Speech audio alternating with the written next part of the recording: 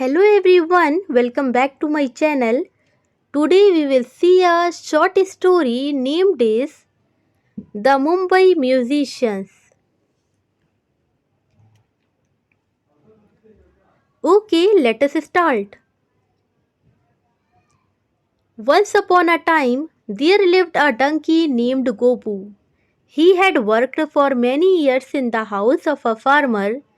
He had carried many heavy sacks of corn and sugarcane from the farm to the factory.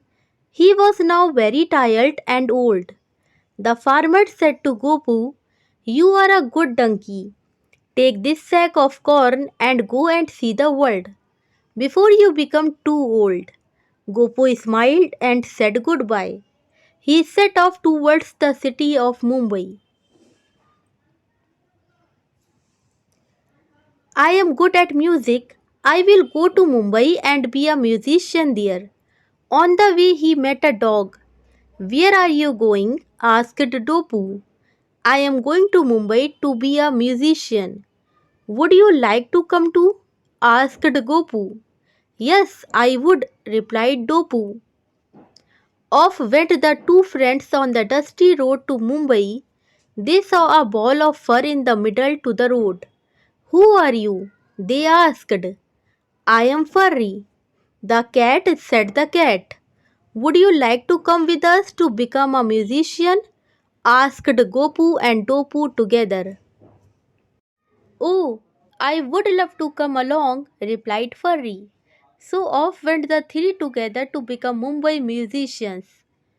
Soon they met Cuckoo, the cock. "I love music and wish to join your band." They all reached a house with a light. They were tired and hungry. They peeped in through the window and saw a table with delicious food. They decided to sing to let the people inside know that they were musicians. They sang. The people inside thought that ghosts had come to scare them. They ran away as fast as they could. Gopu, Topu, and Furry went into the house and ate the food till they could eat no more.